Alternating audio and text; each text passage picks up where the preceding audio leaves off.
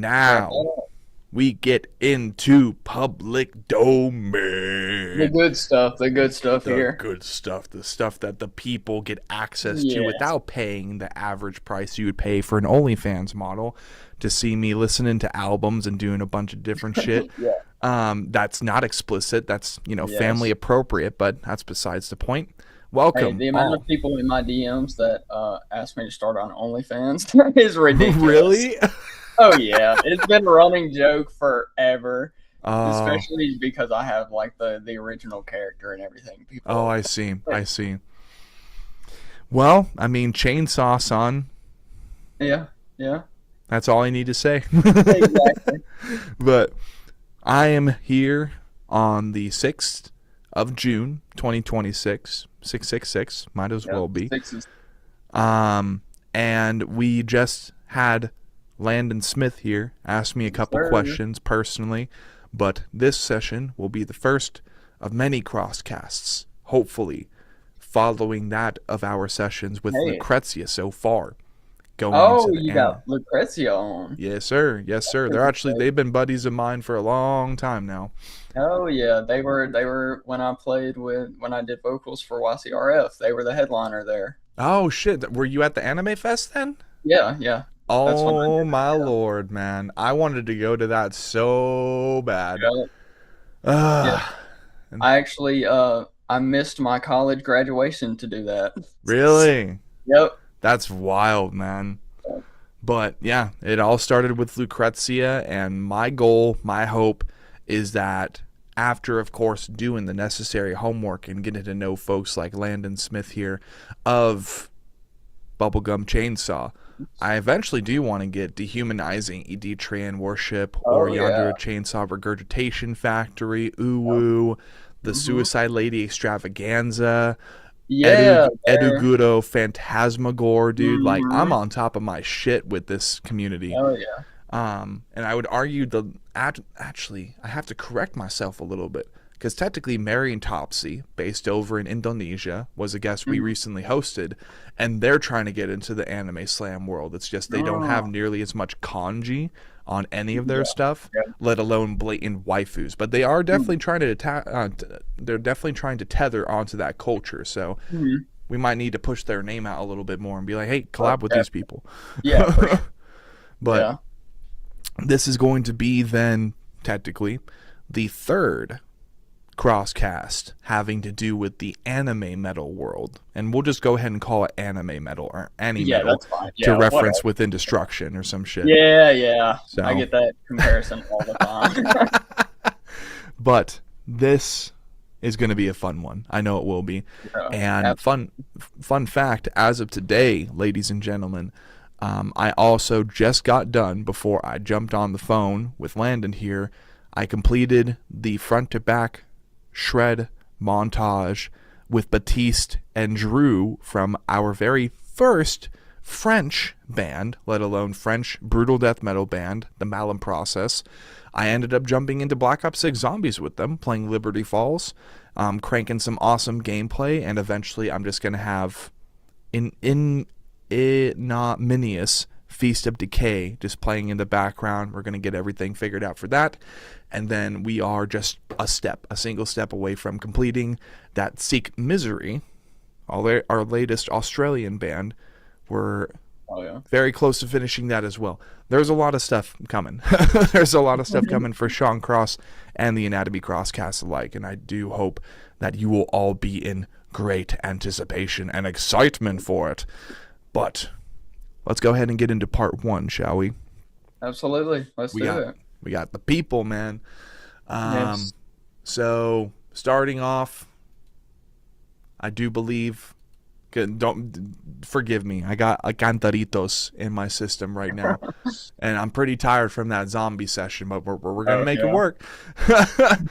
So, in reference to that, let's go ahead and I'll pull it up on my phone. Jeez, I'm like, where do I get it from? But what am I looking for? What are we? I'm a podcast host, right? Yeah. But okay. Getting into part one, the people. Topic one, origin. Mr. Landon Smith, How did music become important to you, sir? I've always kind of been more of a creative person. Yeah! Yeah! Music was kind of the easiest thing for me to jump into and kind of latch on and put my creativity into, even if it wasn't like making music, because it took me a while before I actually wanted to do it myself. I was very much more of an like just a listener. I started playing guitar in high school. I was like, oh yeah, this is fun. I'm gonna enjoy it. And then the more and more I did it and kind of got better at it, I guess I could say, the more important and more like ingrained into my life it became. It was just kind of one of those situations. Not really a lot of opportunities to like meet people or anything here. So I could kind of sit and take my ideas and just kind of sit with them for a long time.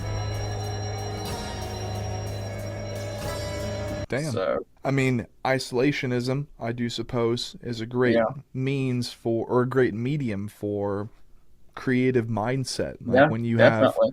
have nothing to do except improvise, well, that's when all the creativity really starts to flow, and then, well, Yeah. it flows like the Mississippi. Hey, yeah, it does. So, next thing then, who or what would you say got you into heavy music specifically? I had one, like, probably my best friend, and pretty much all of my childhood. I won't say his name just for privacy reasons, but we kind of grew up together, and he got into it through his dad. And his dad listened to a lot of like Rob Zombie and Marilyn Manson and things like that.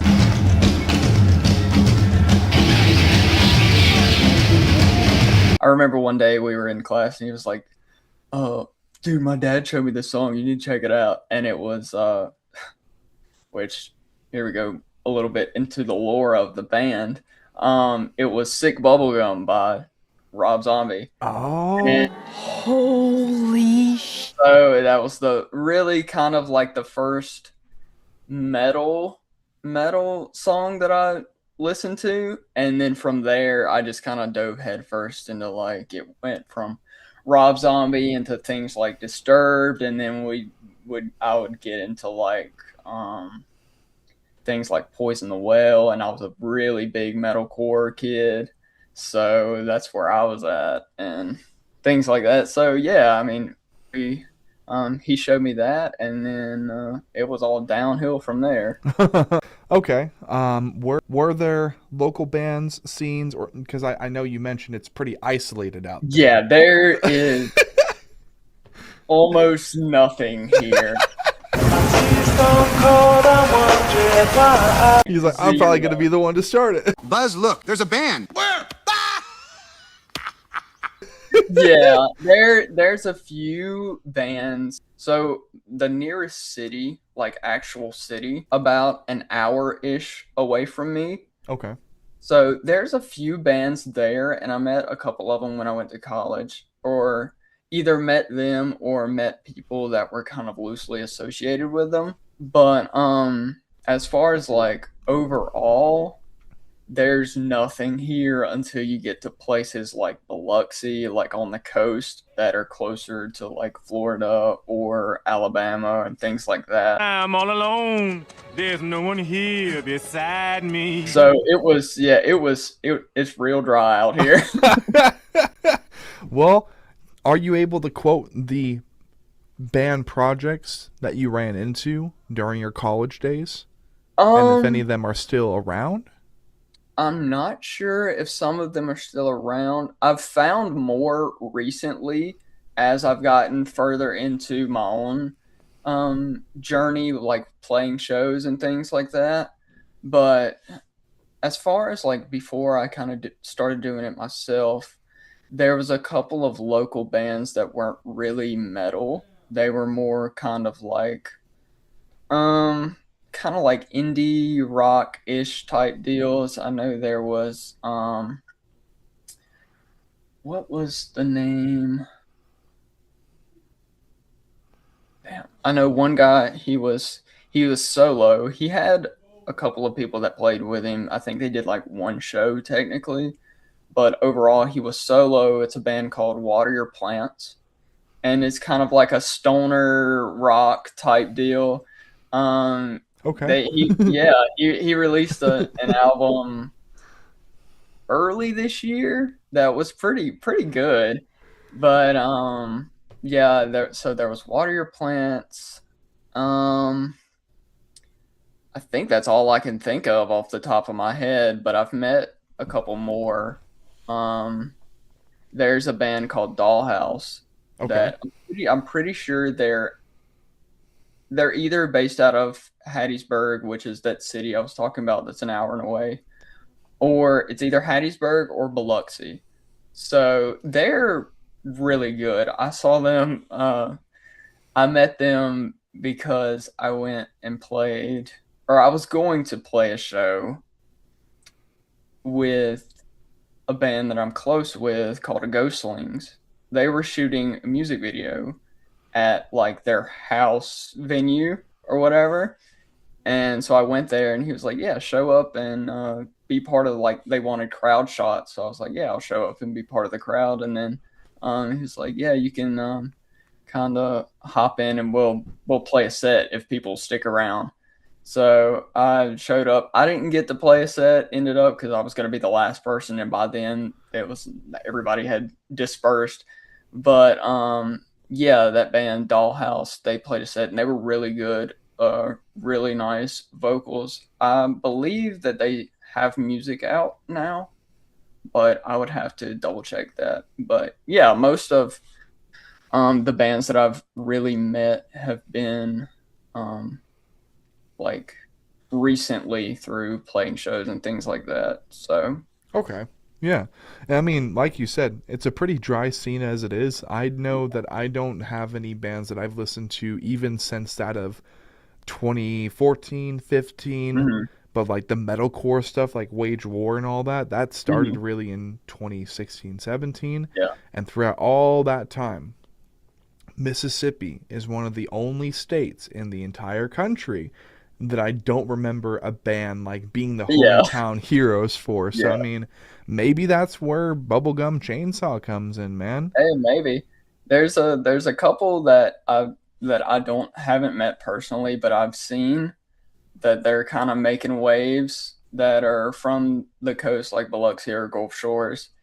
Um, I forget what their like full name is, but I'm pretty sure it's NSVN is like their acronym. That's what they put on all their posters and things. But they're playing or did play. I don't remember if it's happened yet, but Welcome to Rockville this Okay. year. So they're getting out there, and then a band called Pacific Skyline. Oh, They're okay. Yeah. Yeah, they're from out here. Oh yeah. So yeah, those two are they're getting bigger, which it's very cool to see. Oh yeah. Well, being that we're talking about bands, new and old, that you've Mhm. been vaguely familiar or associated with in your musical journey, let alone when it comes to the local scene for Mhm. what there is. Um, One thing I have been meaning to talk about, and this is a new one.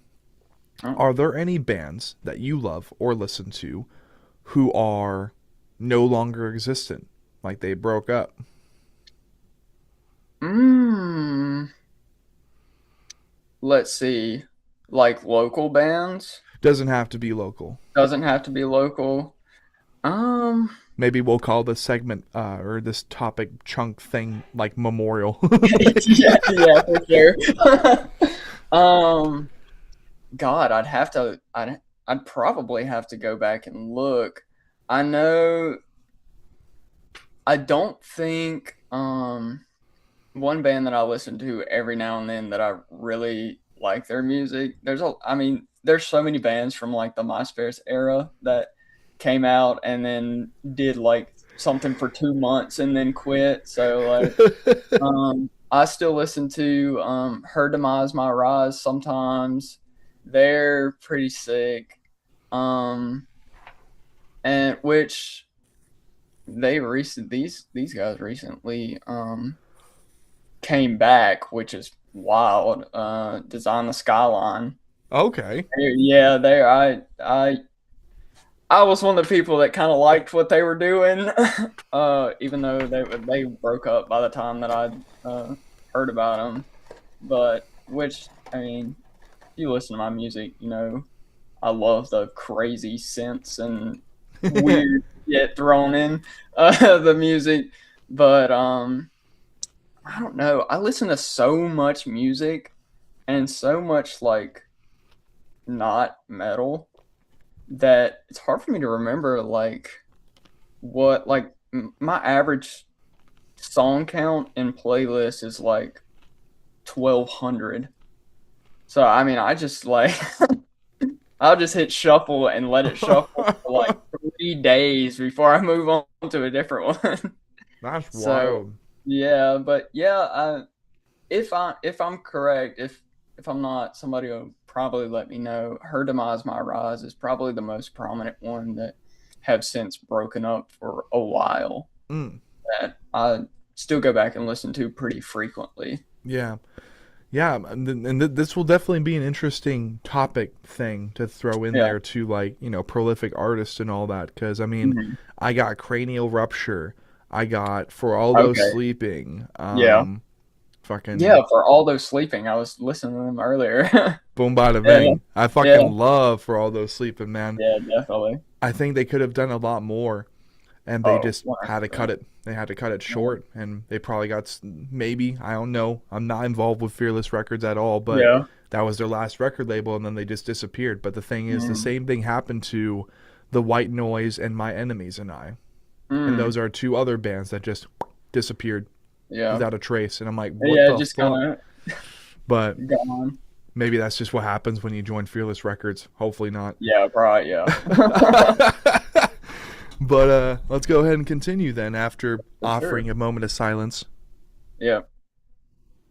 Thank you. To those dead bands.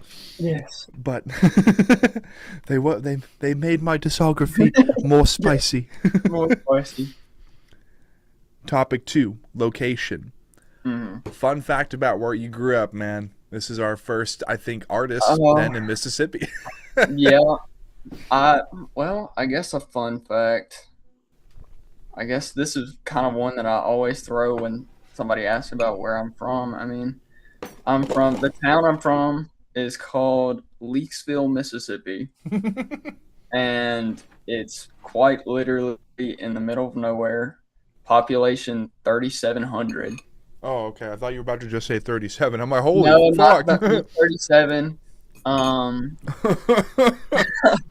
Which I do live 10 miles out from Leakesville, so it's another separate community that probably is 37. And I'm related to every single one of them, all family. So, Your family taking over the entire fucking town, dude? they are, yeah, quite literally. I mean, that's usually how things go out here. Really? Yeah, somebody's like grandpa or great grandpa will buy like 100 acres or however much, and just the whole family will move out there. They'll move out there, and then as they get older, like nobody wants to leave, so they'll just branch out a mile down the road and build out. Yeah, so I mean, my grandparents are a mile down from me. My parents are right down the road from me. Really? I'm kind of situated in the middle. Huh. And yeah, That's an interesting take on life in general. I Yeah. never thought I'd hear something like that. But I mean, also I was raised in the Western United States in fucking Yeah. suburbia. Like, Yeah. never was like well off. So I want to offer that disclaimer. Mm. Otherwise, I probably wouldn't have a room like this. I don't think this is way too humble for six Yeah. figures. Yeah. No, it's just different. It's different to hear about stuff like that, but because it almost sounds like it's out of a book. Yeah, and I mean, it's like to me, suburbia is like a completely different world. And like anytime I go anywhere, like I recently last year took a trip to Thailand, Really? and Yeah, so me and my girlfriend went, and it was super fun, but it was like complete, not even like a different country or whatever. It was just like city, complete culture shock. Like seeing just not having no open space was just mind blowing to me. And anytime I go somewhere like that, just anywhere, it's crazy to me. Yeah, no, No matter how many times I see it, you know what? A part of me kind of wants that to be how it is for my children, but like not in the way of you've never seen a city before. Mwahaha. More like, yeah, we live 20 minutes away from major cities. That way we don't experience the light pollution or yeah, exactly. you don't hear that meh, meh, meh, meh of the traffic passing by, rush hour. I don't want to deal with any of that. But I definitely do want to be more off-grid. I'm tired of the city life. I'm tired of living in the concrete jungle, especially when the concrete jungle is burnt to the ground here in Arizona. We don't even have a concrete jungle. It's just like, yeah, you're in concrete. You're on a land made of stones. Yeah, concrete island, pretty much. Concrete island, yeah. Surrounded by a sea of dust. Yeah. It's crazy. But okay, so that's a fun fact about where you grew up for sure. Living like an hour away from your relatives and having some space in there, but not too much. Not even an hour. It's like maybe 3 to 5 minutes. Really? Apart from each other. Wow. Like it's one big dirt road that connects all of us. Huh. Yeah. Well, I mean, that's definitely one way to get space in between you and your relatives. Yeah, definitely. So, did where you grew up influence your creativity? I think we more or less answered that question. Yeah, I mean, it definitely did, especially like the isolationism. The isolation.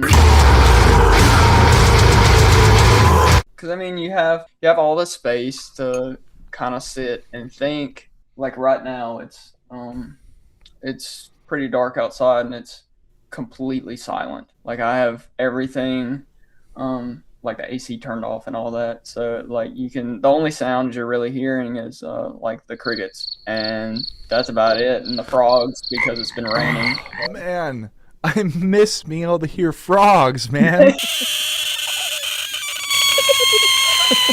Yeah, they're all just not here. I apologize in advance. I have one that's living under my AC unit right now, so if it starts screaming, you probably hear it.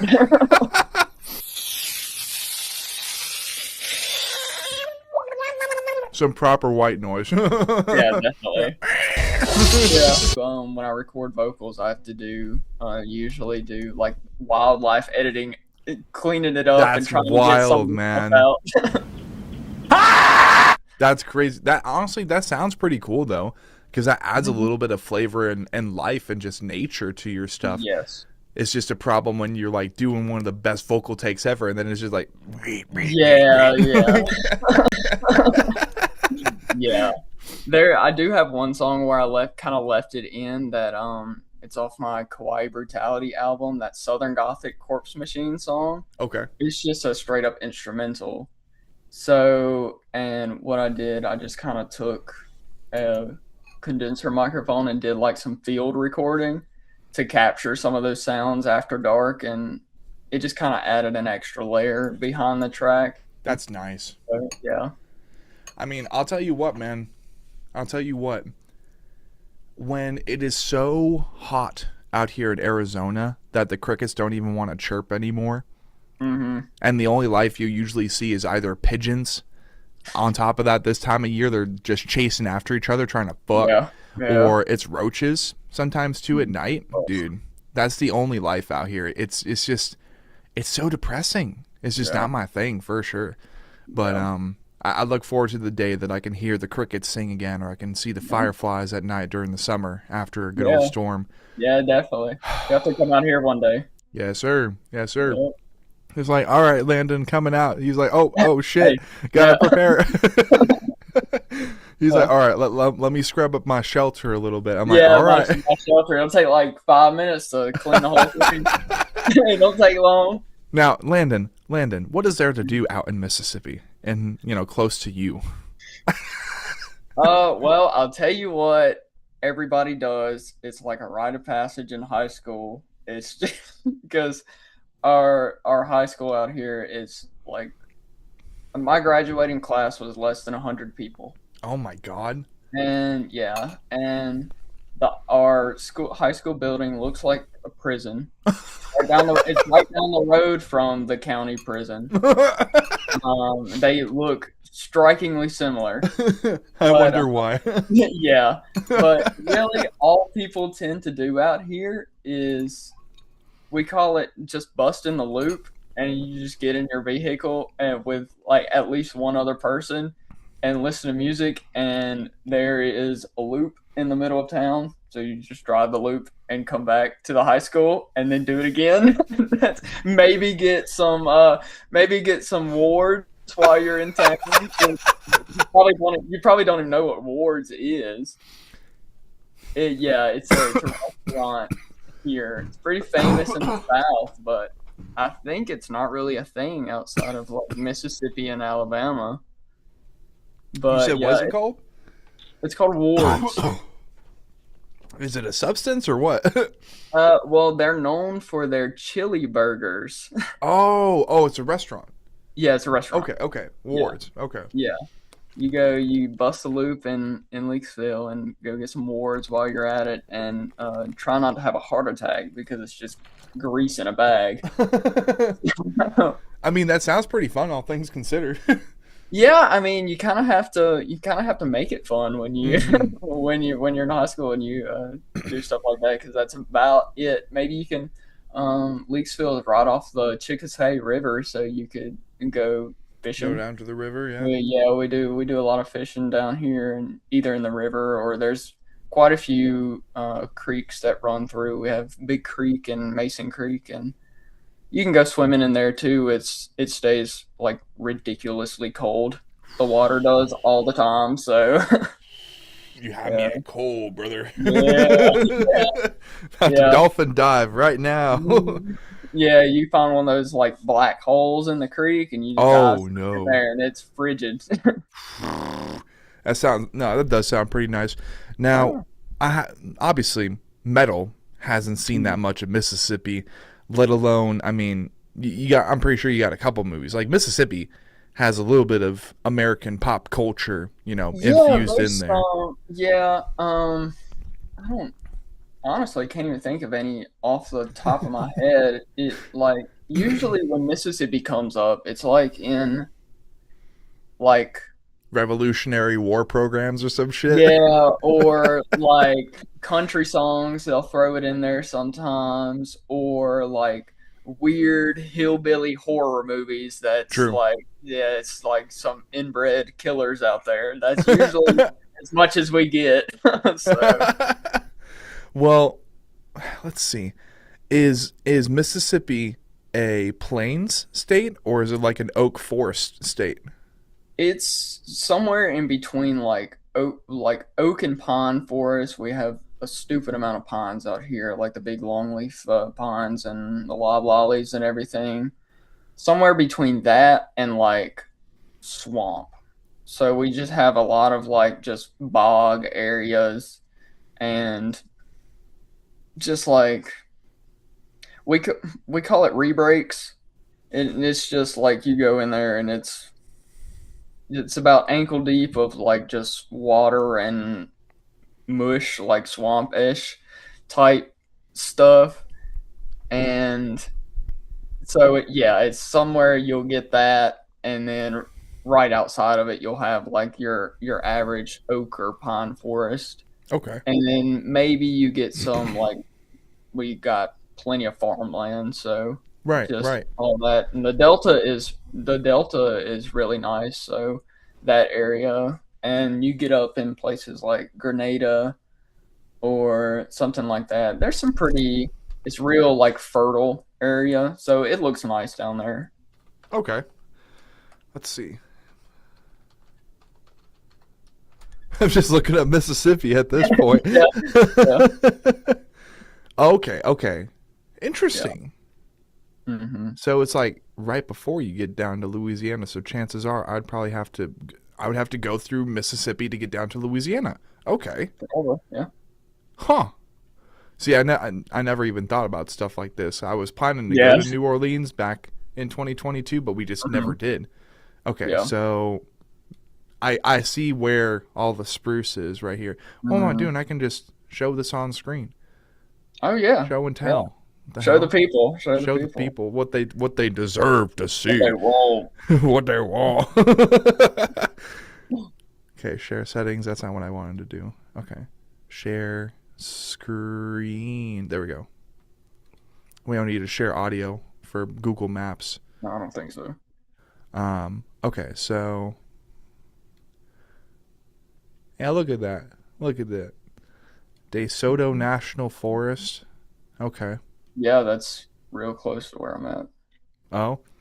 I see. It kind of spans through there. So yeah, right about where DeSoto is, I'm kind of Hattiesburg is that main city. That's where that's where I put in my band description that I'm from, because that's the closest real city to me. So interesting. Okay. Well, I mean, there seems to be okay. So Jackson, Mississippi, the capital. The capital. Got a couple lakes in here. That's nice. And then you got Starkville. That's where Mississippi State University is at. So that's the college town. There's also Oxford. Yeah, and that's Ole Miss. They got Ole Miss out there. Interesting. And then, of course, there's the Columbus. Of course. There's so many cities in the South called Columbus. I'm just like, what is wrong with y'all? Christopher is not that OP. But do y'all get twisters? Oh yeah, we had a tornado come through not long ago that really tore some stuff up. My uncle is actually staying with my parents right now. It destroyed his house. Oh shit. So yeah, it was a pretty big one.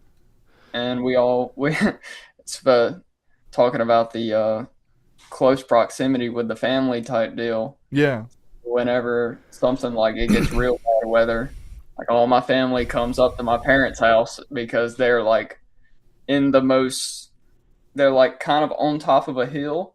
Okay. So their house is kind of the best place to be in a tornado situation.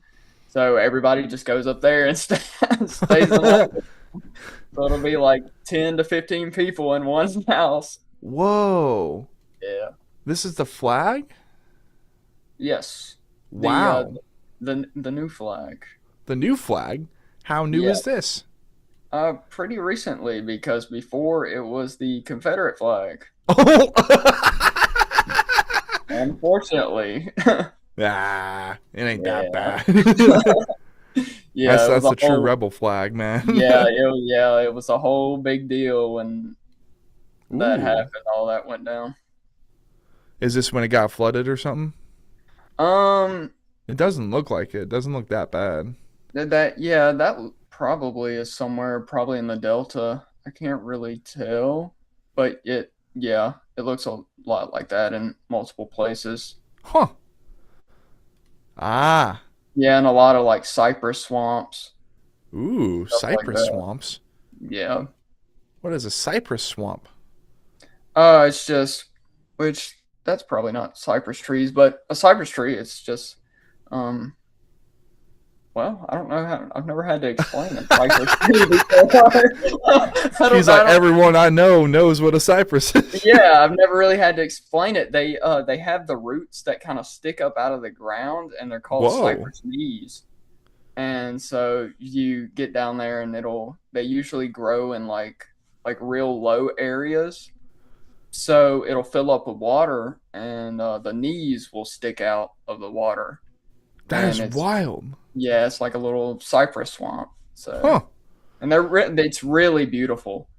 So, well, I definitely got to see some of these trees someday. Yeah, for sure. It's really pretty. Dude, it's a lot prettier than fucking Arizona, dude. I'll show you. Yeah. I'm gonna show you some pictures of this godforsaken state. Let's see. Yeah, to like Mad Max out there. Might as well be, goddamn. Yeah. I know I'm fucking tired of it. And like, if you cough wrong, a haboob will kick up from the dust. Yeah. Yeah, look at this shit. It's just all cookie cutter and bleh. Mm-hmm. So gross. Look at all that Yeah. concrete, man. Look at all that concrete. And there's, rocks every now and then, but that's it. Yeah. It's gross. It's completely foreign to me, dude. Crazy. He's like, suburbia. Never heard of her. Never heard of her. What the hell is that? Then you got all these. They're starting to build like, I'm trying not to sound too white, but like, all the multicolors and stuff. Oh, you know what? I was about to say Adobes, but that would be fucking retarded to say because those are just the clay houses. Yeah. That doesn't allude to just the colorful Mexican houses. Yeah. So I corrected myself, Crosscast or Cross Guild. Yes. No need to cancel me so soon. But I mean, we got the superstitions, and these are kind of nice. But I've been here my whole life, so I'm like, yeah, it's cool. Yeah, it's just normal. It's just every day I go outside, I can see it. Like, yeah, and that's how I am with my spot. I mean, I'll tell people about it, and they'll be like, "What the fuck are you talking about?" I'm like, "Oh, it's just kind of normal to me." Like, especially with things like I usually have like a herd of deer that sit outside my window. Really? Yeah, and I've like they're kind of they'll go from my house to my parents' house to my grandparents' house, and they're usually like I can see them in the like street light, or not street light, but we call it booger lights. But and they'll come up and they'll be like right outside my house. Like I could walk outside and I can hand feed them. Yeah, I can hand feed them. They're super chill. Nice. Like that. Yeah. Well, I mean, at least you're not dealing with the not deer. That's true. That kind of used to be a joke between me and the other guys, Andrew from YCRF and Uwu. Back when we would do like Instagram lives, we would go live together and just kind of mess around. Yeah. I used to live in the trailer before this spot, and it had a tendency to just like there would be just like knocking on the roof, which it was probably from stuff falling from the trees above. Oh, okay. But it sounded like I would say, "Oh yeah, the demon's trying to get in and get me." Yeah, I mean, honestly, I would love to be. Yeah, that was used to be the joke. Hell yeah. So, all right. Well, continuing on a little bit more, do you still feel connected to where you're from? I think it's safe to say you do. yeah, I mean, it's kind of hard not to be when you're there all the time. Yeah, and it's one of those things where, like, when you grow up in such a small town and you grow up just like knowing everybody, and it's kind of your roots just go too deep to kind of pull. So it's kind of like I said, I thought about moving multiple times. I thought about going somewhere else, but I mean, it wouldn't be the same. I'm just so like tied to this place from the family and the community. As like I said, as much as I hate it sometimes, it's my home. Yeah. So, and it's hard to get away from just like the wildlife and the beauty of this place. Hell yeah. So in that case, let's go ahead and transition over to our third topic in part 1, which is gear graveyard. What is your current setup, sir? My current setup is I'm running. Well, what are we talking current setup? I'm assuming we're talking like recording gear, guitars, all that stuff. Yes, sir. All right, so I've had it for a little minute, but right now I'm running as far as like interface. I've got a universal audio. I've got the Volt 4 is what I'm running right now. And then I've got two KRK speakers that I use. And for recording vocals, I've got, it's up here, but I've got a Behringer 8-channel mic preamp that I use for vocals and stuff like that. I just kind of pull it down when I need it. And then as far as guitars, on my new album that just came out, The Blood and Bar Oil, I used a Cort guitar for that entire album, which is kind of weird. People hate Cort guitars, but I don't know. I bought it for $100 at a Guitar Center. It was used, and it's like the red and black wood grain with the red EMGs in it. So, and it's like super hot, and I liked how it sounded, and I knew that this album was going to be more like metalcore-ish. Oh. So I was like, yeah, I need to throw a 6-string on there and just do the whole album in 6-string, which is something I hadn't done in a while. So Okay. yeah, that's pretty much what I'm running. I've got the $80 Ibanez bass that I use that it goes through hell every time I record. I feel sorry for it. I've got it drop tune to shit, and it does its job and then gets put back and rests for however. But it does what I need it to, so I haven't gotten another one. So Interesting. yeah, that's basically what I'm running right now. And then for the microphone, I've got an AKG P220, which is one of my favorite microphones I've ever used ever. It's phenomenal. Badass. Yes, I love that microphone. Okay. Well, what's your dream setup? Do you have any pieces of gear that you're currently looking to acquire? Oh, just what I've been waiting for.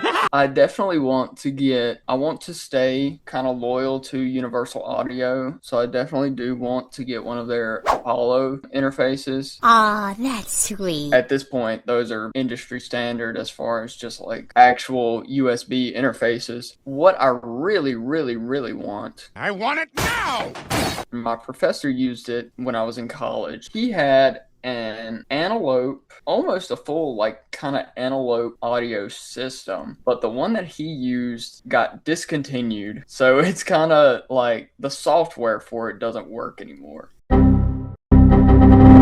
That would be a thing that I would want to reach out to him and see if I can buy that from him one day.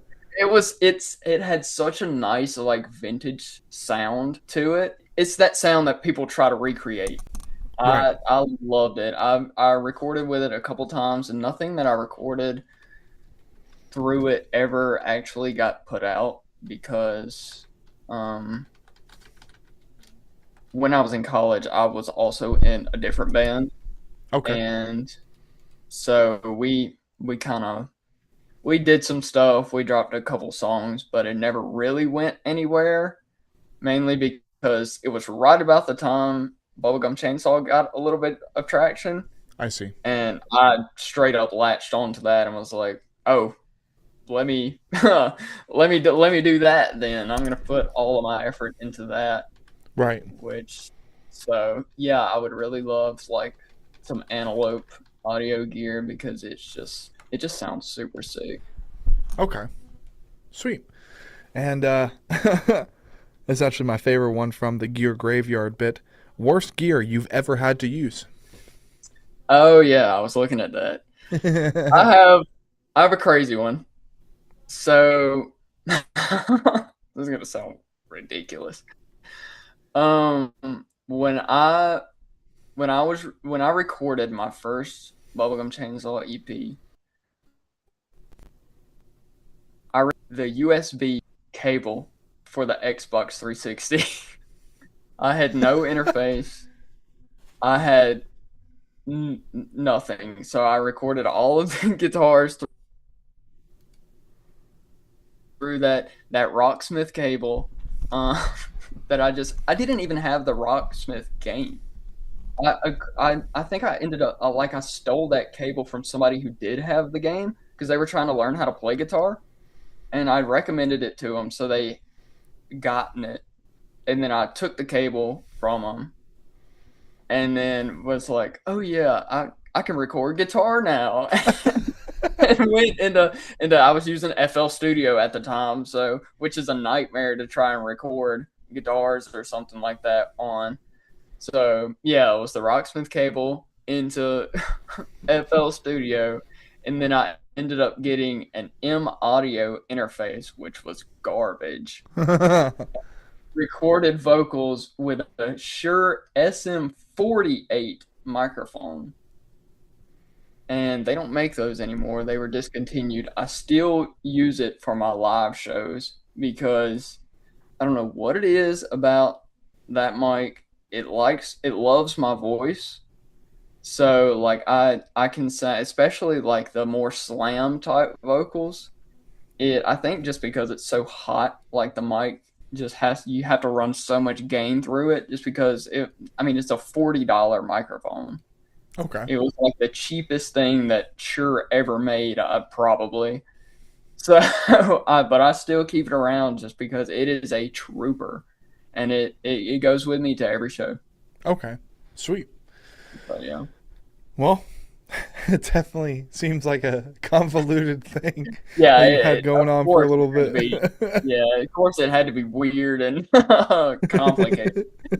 But I mean, hey, that's improv. You're being a scientist at that point, trying to figure out what gear you were into and understanding how just fucking diabolical gear can be at first. Oh yeah.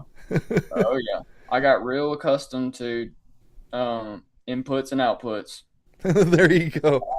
I had to start making stuff up. All right. We got topic 4 inside of part 1. Give us 5 things that help shape that of Blood and Bar Oil. And this could be bands. This could be albums, movies, literally anything you can think of, but go ahead and give us 5 of those. Yeah. 5 of those? Let me think of some specifics, because I usually, part of my recording process or like my writing process is having horror movies on. So I have a few that I cycle through when I'm like writing or like writing lyrics or trying to think of like how I want lyrics to sound, specifically lyrics. So I usually, probably the one that gets run the most is recently for this album, it was probably Weapons. So that movie that just released last year, that Weapons movie, phenomenal movie, by the way. I'm a very big like horror movie person, so I spun that one a lot. And then as far as music, I would say when I was writing like riffs and drums and lyrics and stuff like that, I was listening to a lot of like old Woe Is Me, and I was listening to one song that I listened to a lot was Bullet Holes in Concrete by This Armistice. That's a classic that I just love to listen to. And I'm not really the biggest like video game person, which probably sounds crazy, but I don't know how to explain it. There's very few games that I can sit down and actually play. Maybe it's because I have terrible like a terrible attention span, but I did play a lot of Bloodborne and Elden Ring, just kind of like in between writing songs. So those two probably got baked into the album a lot. And then, of course, when I'm writing like drums and things like that, I do like to watch a lot of Dragon Ball. Huh. So interesting. I watched a lot of Dragon Ball making this album. So, and then as far as just other things that's not media, there's a lot of like how do I explain this? There's a lot of kind of themes in there that you can see of like the isolation that we talked about, and a lot of I tend to write a lot about like not necessarily like quote unquote breakup songs, but like there's a lot of like relationship toxicity that's kind of just naturally gets put into my lyrics and things like that.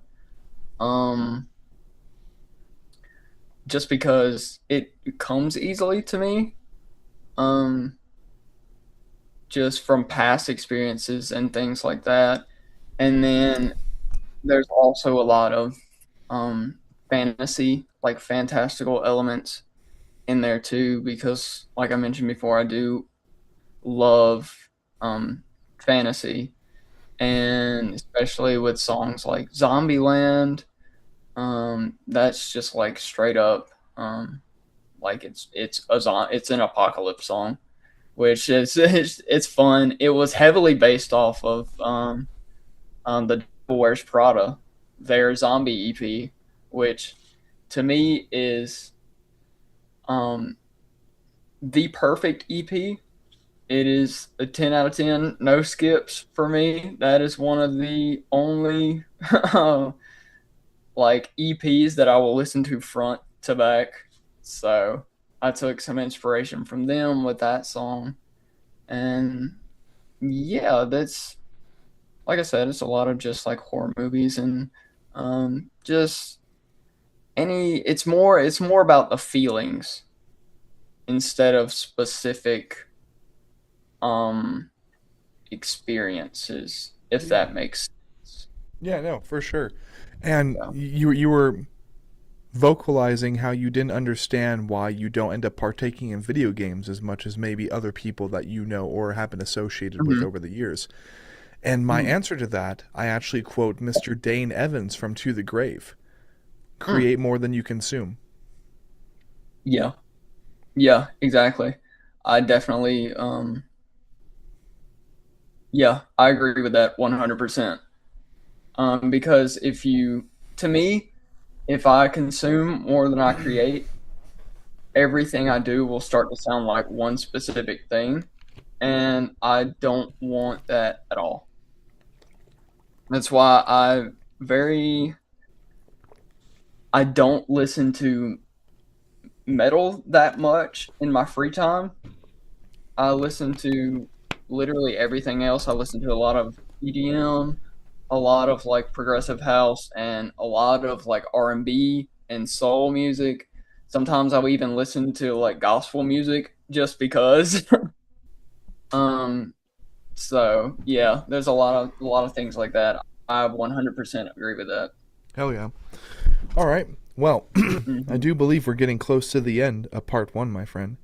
Well, being that there's only one person, we kind of have both of those questions Yeah. answered. Yeah. So I guess we're moving Yeah, into part there's two. a bit in here. So part two Which would then, also just like yeah. we got the anatomy. Okay. Um, if the band was a living organism, who is what? The heart, the It's brain, the me, mind. it's all me. It's all you. Shit. Yeah. This is all a little bit more organized this time, but now I'm like, well, Yeah. how did the band name happen? More or less, we have that answered. It's a Rob Zombie song, or it was like it would started off a Well, Rob Zombie yeah. song. Yeah, it kind of came from that. So, like I said, that was more or less the first metal song that I listened to. And then when I was younger, um, my aunt, she used to play the game Lollipop Chainsaw. I get Oh, I get compared to that all the time, but yeah, that kind of got put into it. And then but really when I was sitting down and trying to think of a name, I wanted it to be like that kind of duality of like the cute and the brutal, which is really displayed by the music that I make. So like with the you got the cute side with the synths and the clean vocals and the upbeat poppy parts, and then you have like all the breakdowns and all the slams and everything and the screams. And so that was the real thought that kind of went into it. And then it was more of like the Rob Zombie and the Lollipop Chainsaw that kind of got pushed into it after the idea was kind of created. So Okay. Well, even if Bubblegum Chainsaw currently only has one member, this is still a question to ask. This is topic 3 inside of part 2. If Bubblegum Chainsaw was the child of 2 bands and 2 bands only, who would be the parents?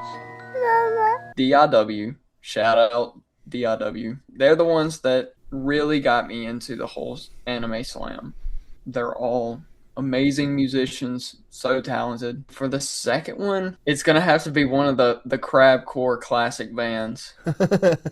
I'm not sure which one I want. I don't know if I want to go like attack route. We can do a happy middle and say DIW and then like abandon all ships. Combine those together, and that's kind of what I'm putting out now. Okay. What distinguishes Bubblegum Chainsaw from other bands in the Animetal ecosystem? Well, I mean, I would probably say how much of like the synths and things like that, how much influence I do pull from things like crabcore that that really, I would say, helps me stand out a lot. And then probably I don't want to be that guy, but I would say my mixing sound, because most of the bands in that genre or in this genre heavily go for that like super raw and like old school sound, which I like, but You like for them. It's kind of like appreciating someone yes, else's cat. Just like, I like this. yes, I like that you have a cat for you. yes. And I went to school for production, so like if I just like do super raw and super unedited sounding, like I can't really improve myself, my own skills, because like if you go back and listen to my discography, you'll hear like it's a complete timeline of my skill, like where I'm at as a producer. Each album or each release sounds completely different from the one before it. So I do like that super like polished, not necessarily polished, but like more loud and more focused sound. It's just like super punchy and things like that. So I would say that kind of separates me from everybody else. Understood. I mean, after all, anime slam in general, let alone anime slam, Animetal, it's mostly just to like not to be too rude because I want to get as many of these bands on the show as possible, but like I just think of slam with some ooh woo in there, like the Hannah ooh woo vocal thing. Like that's about it. Exactly. Yeah, there's samples in there. That's about it. So I mean, yeah, you're totally right.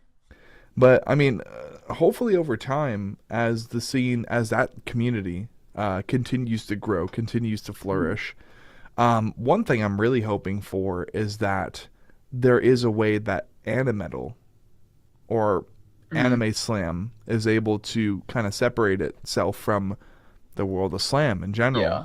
Like, you know, how do you make something so kawaii, but also so fucking heavy that it's like, this couldn't be peeling flesh? Yeah, exactly. Yeah. And that's things like that, trying to separate the two genres is kind of it's a big task, especially since like so many of bands that are more like prevalent, their real roots are in like cyber grind and things like that. So it's really hard to like separate from a community that's so niche to begin with, and then you're making it even more niche by adding like certain elements. But I don't know, I think the whole like popularization of anime in recent years is kind of helping that some. And then things like I me specifically, I'm kind of trying to kind of elevate it with myself, because of like I'm trying to do as many things as I possibly can outside of just the music, to kind of like not only set me apart but kind of bring everybody else up. Because like I mean, I have things like I'm sure you probably saw, but I started the trading cards, so I'm doing that now. And then I also have the whole like short stories that I'm writing for like my character. So it's like all the lore behind that and like big world building things that ties into the cards. And so it's like one of those things that even if you're not necessarily like into the music, you can be into the story and still be able to go back and look like, oh, this is a band, and oh, there's more bands like this. I should go check them out, even if I don't necessarily like the music. I'll go and check out, oh, they might have something going on that's not music that I can look into. So Right. And like not only that, I think there's potential. sorry. Not only that, but like with that whole world, that whole niche genre, like you're absolutely correct. It is going to be very difficult for people to make a already niche genre of metal much more niche. But I do think that having one designated character, if not an original character for each member of the band, and then kind of take a approach similar to Hololive. I'm not sure if you're familiar with what Hololive is. Oh yeah. So then going that route and possibly over time not only doing these compilations but like having the mascots in a group. Yes. I think that that would be probably the next step for the genre, is like if you don't have enough nicheness with the slamness and the kawaii ooh-woo samples, it's like, well, why don't you do something similar to Hololive? What I was just about, I almost lost track of it. I have yet to see an anime slam band reach out to Gamersups to get sponsored by them. Yes. I've not Gamersups or anything like that. I don't think I'm quite there yet. It's one of those things where like there's a certain level you kind of got to be at to do things like that. But I've got a notebook with like, oh, if this happens, I'm going to reach out to this person and this person and this person. Oh, well, if this doesn't happen and something else happens, oh, I'm going to reach out to this person, this person, this person, because that would be great opportunities. I think I tried at one point to get Bad Dragon to notice me for the meme, because I have Bad Dragon stickers on one of my guitars. I used to play it on video all the time. But yeah, something like that would be really crazy. Like you said, a Gamersubs sponsor, or even one of the like smaller ones, because there's a couple Don't of do W. Do not do that I W. can't think of. Do not go with W. Yeah, I've seen that. Dog shit. But yeah. But yeah, just something in that area, or even I'm really trying to with my merch, because I have so much just crazy stuff that I get made. I'm trying to kind of make something that kind of sticks, and then finding another company that will make them, and then be like, oh hey, let's cut a deal or whatever, and we'll get you like we'll like go in on marketing and things like that, and then it'll be beneficial for both of us, because I mean my fans are, they're amazing, they're the best, they always show out, and they love all the merch that I come out with, like the mouse pads or the body pillows or Oh, the hell yeah. cards or everything like that. Yeah, my fans are absolutely amazing. So it would be a thing, like I can almost guarantee, like I can do a guarantee to a company like, hey, if we do this, like people will buy it. So Ha- there's no kind of doubt to it. I have not really listened to any of the music so far, so I wouldn't know if there are Mhm. any original samples to be claimed. But have you ever thought about looking into hiring or commissioning a franchise VTuber to be the voice of Chainsaw Son and like your Chainsaw Um, character? I've thought about it. YCRF has a voice actress for his character. So I kind of, that's the reason why I didn't, because we're so similar as far as kind of like our look and things like that. I try to let him do his thing, and we try and, like, I love Andrew to death, so we kind of try to not step on each other's toes. But yes, I have thought about that before. I've thought about reaching out to VTubers, because now recently there's been kind of like an uptick in more like metal focused VTubers, which is, I think, is super sick. So I'm definitely going to look into something like that in the near future. Yeah, because the gears in my head rolling from the marketing side of my brain. Yeah. Step one in that would be to acquire a voice actor.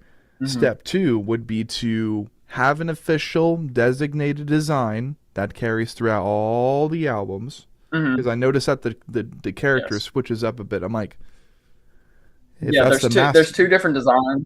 Oh, okay. Yeah. But having whoever you hire or Mm-hmm. enlist, if you will, as the voice actor, have their first voice acting work for the character and their first sample in a song be accompanied by a shirt where it's your Mm-hmm. character and their VTuber model back to back, and they're kind of just looking at each other because they are one and the same, Yeah. but they're not. Mm-hmm. Yeah. And then just put the Bubblegum Chainsaw logo beneath that, maybe do a Yeah, custom for sure. fly. Like that's the first thing that I can think of. Yeah. And then say you get more people in the future, you can have that main character, but then you can have the other members be a part of the Bubblegum clan or some shit, and they all have kind of matching hair colors and Yeah. shit. But for the most part, they do have their own original characters, and that would be even better for merch, let alone a Gamer Yeah. Subs Shaker Cup design. It'd be like, this is the Bubblegum clan. Like, Oh yeah, yeah, yeah. Because I've like I said, the marketing side of it and the merch side is one of the things that I absolutely love about doing this. I love that part just as much as I love making the music, almost more sometimes. But same. yeah, things like that, and probably like I just lost my train of thought. But one second. Sorry about that. It's I okay. lost my train of thought. Yeah, I've had people like ask me to like just straight up make Awa-chan, my mascot, into a VTuber just straight up, and like just do a model and have it like I have the two different.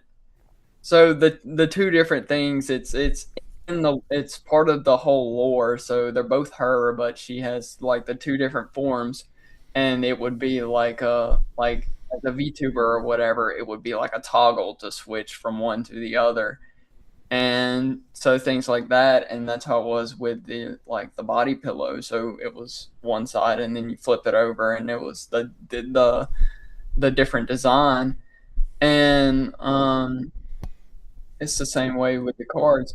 But yeah, things like that I think would be super cool. And I'm really trying to find a company that I trust to get plushes made. Oh shoot, okay. Yeah, that's definitely a next step. And Shark Robot maybe? so maybe, or I would have to kind of see before I do it. The one where it's like audience based, where you do like if you have so many people pay like pre-order basically, then they'll make it. But if you don't reach that goal, it just everybody gets refunded. That would probably be a good idea. I've seen a lot of people recently doing good with them. So, but yeah, a plush is definitely something I want to do in the future, and then probably after I can figure that out, I also want to do just like full size figurines. That'd be cool. Um, once, yeah, once I can kind of figure out like the 3D modeling and everything like that, get some of those done, because that's one thing that people have begged me for a while.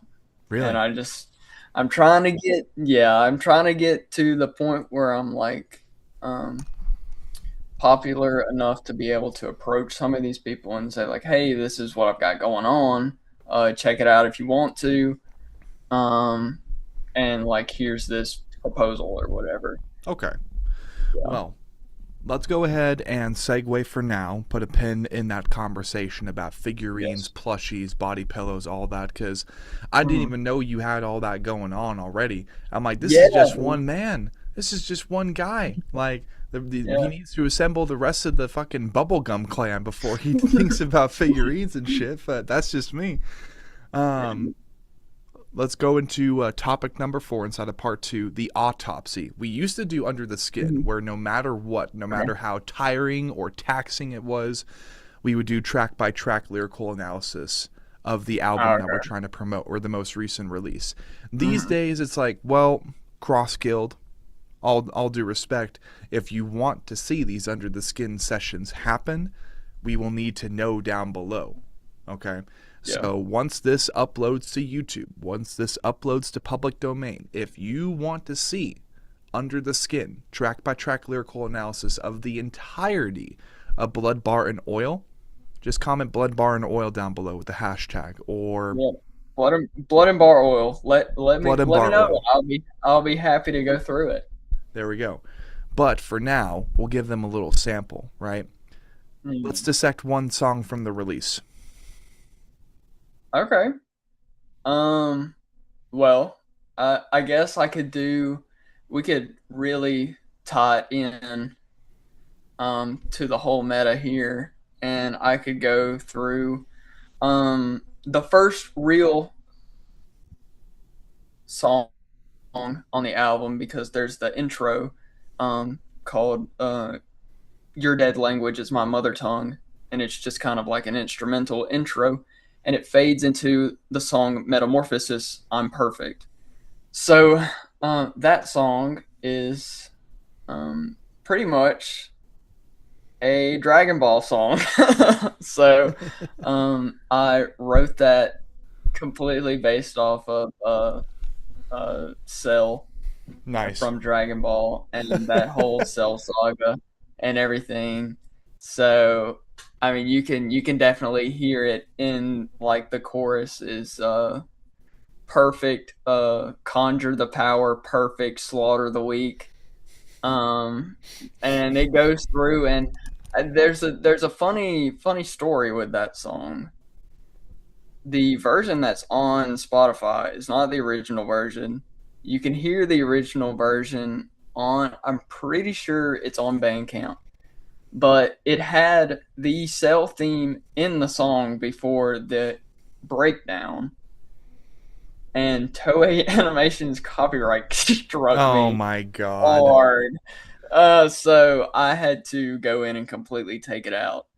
That But sucks, man. yeah, it sucks. It sucks bad because it's the first song, and it's such a sick part. I've been opening my live sets with the cell theme into that breakdown, and it goes crazy. I cannot lie. So, but yeah, Toei Animation, they got me hard on that. It didn't even make it to upload to Spotify. They, as soon as it went in the system, they're like, nope, get that out of here. So, yeah. But yeah, that whole song is based off of the Cell Saga, and it kind of goes through. It's not only the Cell Saga, but it's also kind of ties in to the whole meta with the band, because I do get like comments fairly often where people will tell me like, oh, I wish you like never changed what like your style of music or your sound or what you were doing, what you were when you were like more slam or gore grind, you were so much, it was so much better. I liked it a lot more. And then that is kind of, that song is kind of about that, as a way of like, oh, I've changed, but to me it's perfect. It sounds great. I like, this is the music that I've always wanted to make, and this is what I like doing. And but yeah, that's kind of where that song stemmed from, and then I was able to mix in the cell thing with it, which kind of is nice. There you go. Yeah, and I have to admit, earlier when we were just talking about during the BTS section or BTS segment, you were asking me, and you were like, "Yeah, I'm definitely not a One Piece guy." I'm like, "Then you must be a Dragon Ball guy." Yeah. If it's not One Piece, it's Dragon Ball. Yeah. Exactly.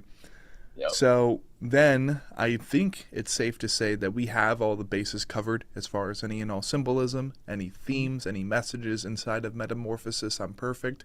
And then, of course, knowing about the Bandcamp version, which has the cell theme, which is also the opening thing for your live sets. That's pretty sick. That's pretty sick. Yeah, that's those are my most recent live set is also up on YouTube. So if you want to hear the cell theme in that first like before that first breakdown, I start the set with that, so you can check that out if you want to. Not to shamelessly plug, but well, no matter what, I gotta at least do a shred montage for this album. Yeah, so true, that'll true, be in there.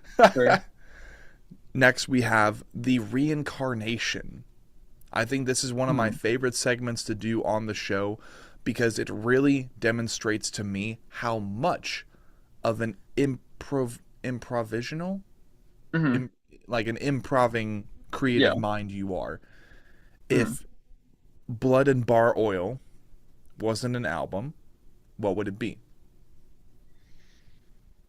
As far as a creative medium, or more specifically, a creative medium that is meant to tell a story.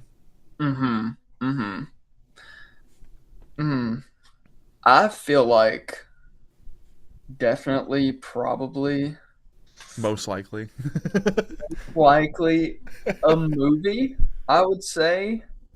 But like, I don't really know of anything to kind of compare it to. I'm like I said before, I'm a very avid like movie collector. I have lots of movies. I have movies here. I have an entire bookshelf of movies at my parents' house that I just don't have room for. But yeah, so I definitely think it would be like a type of movie, and it would probably be just because of like this album ties in heavily with the lore of my character. And there's a whole overarching story there. So I feel like it would be like a really like deep like high fantasy um but high fantasy movie, but with like it still has those super brutal like undertones to it. Very, Like very, very similar to Free Run, perhaps, or Ranking of Kings. yeah, probably something like that, or like even something like ReZero, like Yeah, with just yeah. how like especially in the first season, just how brutal some of those scenes are. That's probably a really good comparison. So yeah, something like that because of like I said, all the lore tie-ins it does. Because I wanted this album to be very much like an open door to release more with the stories. So my first chapter of the short stories and the cards dropped on the same day as the album. So it all came out at once and it was one big release. So yeah, I really think like the like a ReZero esque fantasy story would be probably the best reincarnation of that album, I think. There you So go. Well, let's go ahead and dig a little bit deeper. Do you have a yeah. specific mangaka or producer, director in Mm, mind? mm, mm. Let's see. I don't want I don't want to be the person that just kind of throws out big names because but I've got to say it. I'm probably one of my biggest influences forever has been Junji Ito. Obviously, I mean that's the easiest answer I could give. But I also really love what does Tatsuki Fujimoto for Chainsaw Man.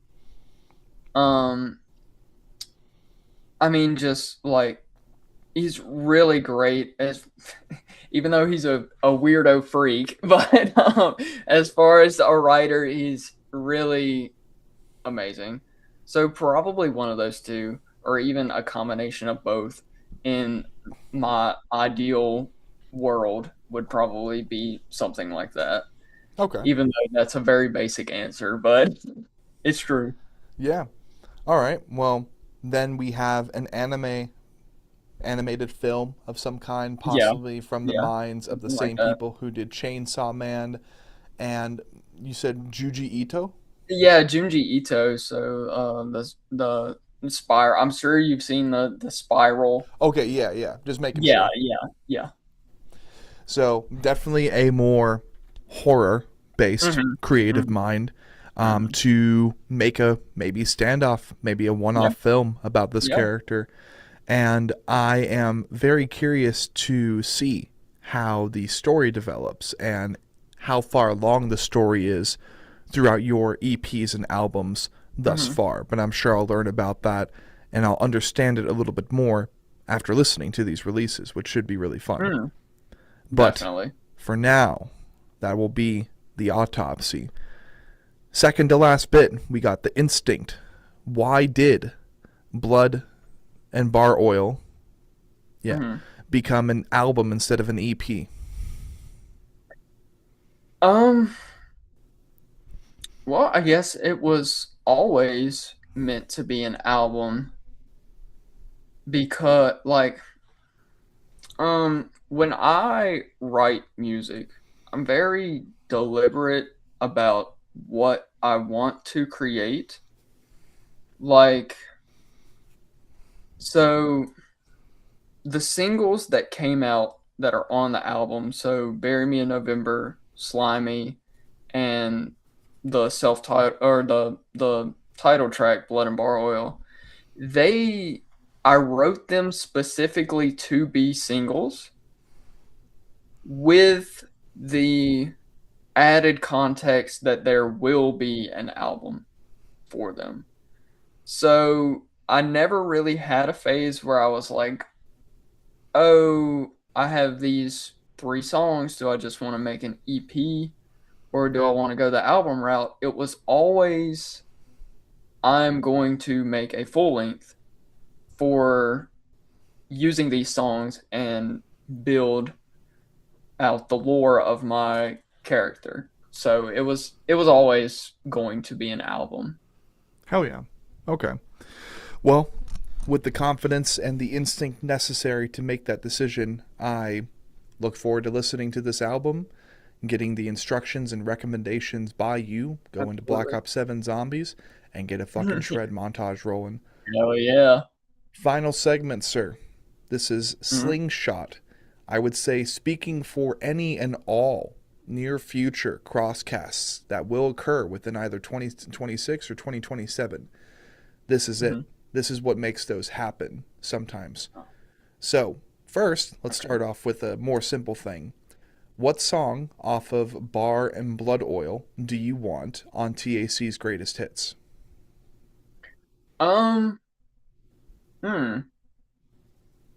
Well, I guess it would depend how heavy of a song do you want. Well, Because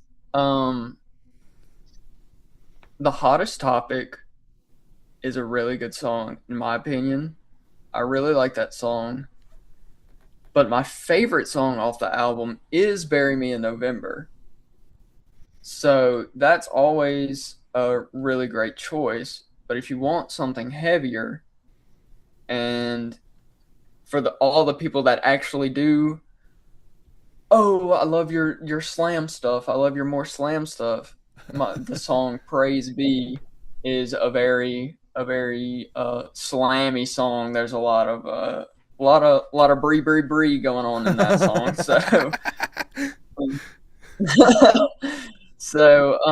But if I had to just like pick one of them, maybe as a song to introduce brand new people. If we're talking about brand new people, yeah, if we're talking about brand new people, I definitely will always choose "Bury Me in November" because it reaches a wider audience than something like "Praise Be" with the slam stuff or something like that. So "Bury Me in November" is definitely a great choice in my opinion. I love that song. There you go. And in that case, we're actually going to do something a little bit different in this crosscast. Usually I'm just like, yeah, I'll eventually edit in there. No, you guys are going to see me have this on there. Like, for fuck's sake. That's so much less immersive is when you're not actually involved in that process. Of course y'all don't care about that. Exactly. So I'm pulling up Spotify right now. And, I mean, most likely I'm still a little bit behind, but only because there are other crosscasts that I have yet to conclude. I wasn't able to conclude some of those recent sessions. And that's like the most annoying part about this whole process is, well, bands are typically going to be busier than a dude who's working a mitigation job and interviews bands on the side and does it as often as possible. But still, that's a lot less time consuming than actually being in a band. So with that in mind, not the Anatomy Crosscast itself. Oops. Okay, so not podcasts, playlists, which I still need to update the art for this, but I'm also updating the image, the cover for that of the Facebook page, but I'm pretty sure that's been kind of shut down now that I think about it because I deactivated my Facebook account. I just got really overwhelmed by that whole thing. So we got Within Oblivion, if you've gotten this far, there's going to be at least one crosscast per month that me, Tony, and Finn are going to aim to release where it's just us. And we're going to call those the Crossed Guild casts. So that should be fun. So technically, I need to add in within Oblivion, and I'll do that right now because that was a guest we had on recently. Shout out to them. They were really awesome people to host on the show. More Vegas deathcore, and then they recommended even more Vegas deathcore. But gotta love it. But we'll go ahead and add that as well to TAC's greatest hits as soon as it loads. Thank you. Okay, we added that. And technically we don't need to add Dick for the Cross Guild cast. So then, because Null Existence, Inspire, and Lazarus is not done yet, it would indeed be Bubblegum, Chainsaw. And maybe I should fucking share it. Spotify Premium, share, boom, Bubblegum, Chainsaw. Hey, stop it. There we go. Going over to the page, which, yeah, like, I think that's the only thing that's been kind of confusing me this whole time. At the same time, it does look like all the characters is just pink hair. So, I mean... Yeah, so, it's the same character. Well, that's good. Yeah. Okay, so Bury Me in November. Boom. Add to playlist. And that is now added live on the Crosscast. Woo! Oh. So now we go back to the questionnaire of Slingshot. What's next for the band? Immediately, what's next is I want to keep working on getting as many shows as possible because it's hard as a solo. It's hard as one person to kind of get shows just because people are pretty hesitant about it. And especially when we're talking about metal acts, people want to see full bands. So, but still, I'm trying to get as many shows as possible. And then as far as creatively, I'm going to let this album ride out for a little while, because I mean it's a pretty big release. I mean, especially with like the vinyl pressing and everything. I'm going to let it ride out and kind of put a little more energy into the cards and the stories because those things are a lot more community centered. And I can like really put more time into like the people and being able to collaborate with like artists and things like that to really build out and flesh out this world that I've had swirling around in my head forever since I started the band. So that's kind of where my road is for right now until I get to a point where I'm like, all right, if I don't make more music, I'm going to lose my mind. So Fair enough. Yeah. Okay. Shoutouts. Do you want to do any shoutouts regarding specifically this new album? Well, I mean, I can definitely shout out my homies in Slug Bleed. Okay. They're a band from Alabama. I've played quite a few shows with them. They are on the track Slimy. Yeah. They are they are absolutely great. Their vocalist is super sick. All those guys, they're the nicest people ever.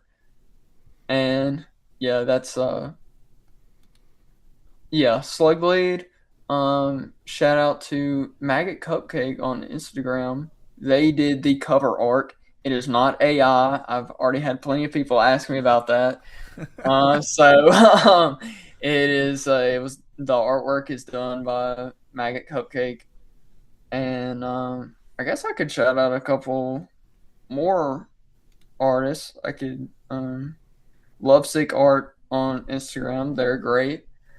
And who else?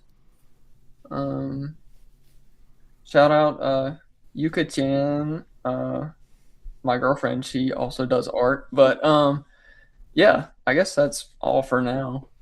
Okay. Who should appear on TAC in the future, and why should they be dissected the same way that we did for Bubblegum Chainsaw tonight? I'm going to again say, I really think if we're talking outside of Anime Slam, inside of Anime Slam, I think you should definitely try and get like you were saying, either DIW or YCRF. I know YCRF is YCRF and UWU, they're quite busy, like as far as like their personal lives. Yeah. So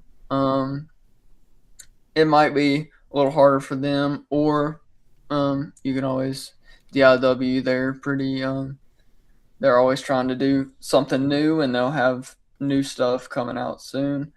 Or outside of Anime Slam, Slug Bleed would also be a very good one because they have their they have some very interesting songs, some very interesting song titles. So they are definitely Trailer Park Slam, as they call it. They are wild. They know how to throw down. Slug Bleed? Slug Bleed, yes. Okay.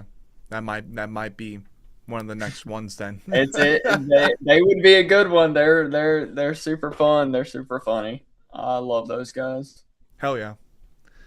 Yeah, I mean, honestly, it's already been so difficult to get Yonder a Chainsaw Regurgitation Factory and Dehumanizing Idiotry and Worship on the show so far. I understand that they are probably so busy. Not only that, but if we manage to get Dehumanizing Idiotry and Worship on the show, that would be our first band from China, technically. Yeah. Which that would be fantastic. That's really the goal for the rest of this year for me, is to have at least one cross guild cast per month between the three of our hosts. And then when it isn't that, just making sure that we interview at least one band from Korea, Japan, and China for the rest of the year. Sure. After that, we can call the show worldwide. And that's really all I care about. Well, if you want Japan, you could get there's a band called Gut Explosion. Okay. They're super great guys. They are also crazy. They're wild. They do crazy stuff. I believe they also played a show with DIW when DIW toured Japan. Okay. So but yeah, Gut Explosion. They're great. They're super funny. So okay. I feel like they would. These guys look really fun. Yeah, they're great. Oh man, all the masks and the fucking they almost have super balloon sick merch too. Yeah. Okay, I might have to reach out to these guys then. Tokyo Party Gore Grind. Okay. I really hope we can make that work. That could be that would be very fun. Yeah. Okay, well, in that case, the slingshot has been shot, I guess. It's been pulled back by the greatest sniper in the Straw Hat Pirates. That's Chew on point. But yeah, the slingshot is out there now. Now it's time to see where the projectile shall land. But yes, hopefully it connects. Yes, sir. I really hope so. But it is now 8:11 p.m. on the 6th of June, 2026. This has been a bigger session with the one and only Landon Smith, a Bubblegum Chainsaw, which I really do hope that one day we are to see, we have the opportunity to see this become a full-fledged band, especially because, like, I know Bubblegum Chainsaw has the traction for it, and I know people want to see this band live, and you've already done it live, but you've done it live solo.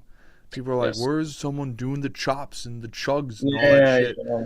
You gotta assemble I almost said the bumble gum. The Bubblegum actually doesn't sound that bad. Sounds interesting, like Bubblegum. beeswax gum or some Yeah. shit. Oh yeah. Might not be the best though. Anyways, Who knows? yeah. Hopefully we'll see Bubblegum Chainsaw turn into a full-fledged band one day. That way, good old Landon here is not carrying the whole band, the whole project on his shoulders. Yeah, And maybe. We'll see. I'm terrible to work with. I work super fast and super intensely, and it's not for everybody. I see. Yeah. Well, until then, we have our third chapter now in the Animetal world. We're grateful to you, Landon, and we look forward to getting this session out.